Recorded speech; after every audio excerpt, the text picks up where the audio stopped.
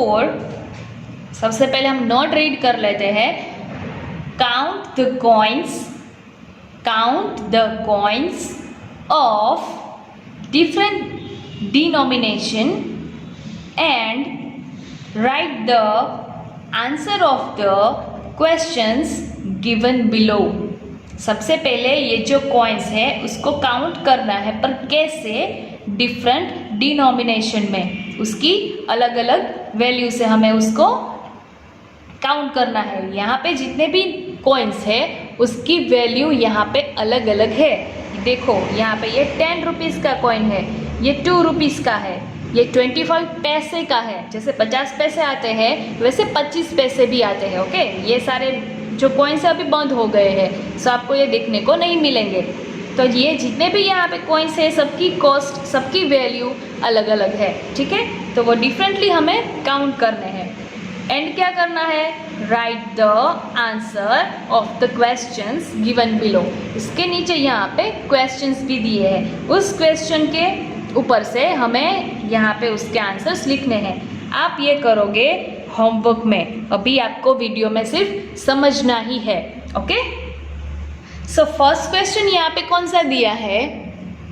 यहाँ पे बहुत सारे जो कॉइन्स दिए हैं, सबसे पहले आप वो पहचान लोगे कि ये कौन सा कॉइन है। ओके, सारे कॉइन्स पहले आपको देख लेने हैं। फिर ये फर्स्ट क्वेश्चन यहाँ पे जो दिया है वो आप रीड करोगे। क्या है? हाउ मैनी 50, यहाँ पे P लिखा है। P मीन्स पैसे। आपको यहाँ पे पैसे रीड करना है।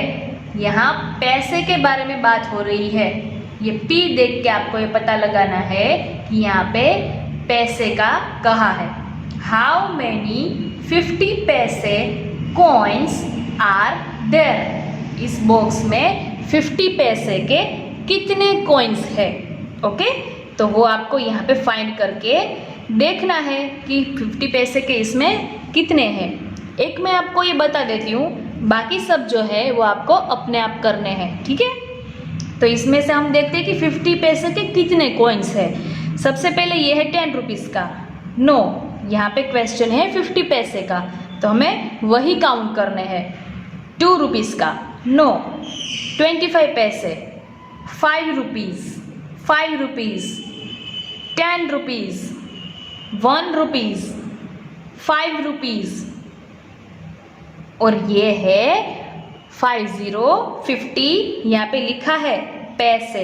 ओके, जो पैसे होंगे वहाँ पे पैसे लिखा होगा, जो रुपये होंगे, रुपीस होंगे, वहाँ पे रुपये ऐसे हिंदी में लिखा होगा, इंग्लिश में लिखा होगा। ओके, तो 50 रुपीज़ का ये एक है, इसमें ये है 2 रुपीज़ का, ये है 10 रुपीज़ का, ये है 50 पैसे का। यस, एक और है यहाँ पे 50 पैसे का। फिर यहाँ नीचे ये भी 50 पैसे का कॉइन है। तो टोटल 50 पैसे के कितने कॉइन्स हुए? 1, 2 एंड 3। सो आपको यहाँ पे लिखने हैं, यहाँ पे हाउ मैनी क्वेश्चन है, सो कितने, ऐसा क्वेश्चन है। तो यहाँ पे 50 पैसे के 3 कॉइन्स है, तो हम यहाँ पे वर्ड्स में लिखेंगे 3। THREE। ऐसे आपको सारे क्वेश्चन जो है वो रीड करके, समझ के, इसमें से कॉइन्स काउंट करके जितने भी हो उतने यहाँ पे सिर्फ वर्ड्स में लिखने हैं। ओके, ये आप करोगे होमवर्क में जब आए तब। नेक्स्ट यहाँ पे आपका क्वेश्चन है, question number 5। Tick mark on the number of banknotes, on the number of banknotes। Notes कहो या बैंक नोट्स, उसमें कुछ फर्क नहीं पड़ता। ये सारी जो नोट्स है वो बैंक में ही बनती है। Okay, two by a ball of ₹20। क्या कहा है? हमें टिक करना है on the number of bank notes two by a, by means खरीदना, अ बॉल ऑफ ₹20। बॉल है वो ₹20 का है, तो 20 रुपीज़ का बॉल खरीदने के लिए हमारे पास ये 1, 2, 3 एंड 4 नोट्स है 10 रुपीज़ की। ओके, तो अगर हमारे पास 4 नोट्स होगी 10 रुपीज़ की और हमें बोल लेना है उसकी कॉस्ट है 20 रुपीज़, तो हम उसे कितनी नोट्स देंगे? 20 रुपीज़ के लिए हमें उसे 10 रुपीज़ की 2 नोट्स देनी पड़ती है। यस और नो? हमें 20 रुपीज़ उसको पे करने हैं, हमारे पास 10 रुपीज़ की 4 नोट्स है, तो हमें उसमें से कितनी नोट्स लेनी पड़ेगी? सबसे पहले एक तो लेनी ही पड़ेगी, तो मैं यहाँ पे टिक कर रही हूँ। ये नोट मैंने एक ली, सो मैंने इसमें टिक किया, यहाँ पे टिक करने के लिए कहा है। सो तो मैंने इसमें से ये एक नोट ली, तो ये तो 10 रुपीज़ ही हुए। मुझे कितने पे करने हैं? 20। तो मुझे 20 पे करने के लिए एक और नोट चाहिए, है ना? सो इसमें से दूसरी नोट भी मैं ले लूँगी। ओके, ये 2 नोट्स मैंने ले ली। अब ये मेरे पास 20 रुपीज़ हो गए।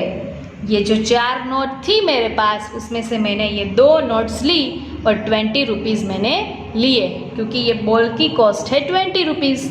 ओके, तो ऐसे करना है, ये आपको कर ही लेना है। ये एक ही क्वेश्चन आपको होमवर्क में करना है, ये तो आपको वीडियो में देख के कर लेना है। ठीक है, ये क्वेश्चन नंबर जो 4 है वो एक ही आपके होमवर्क में है। ठीक है,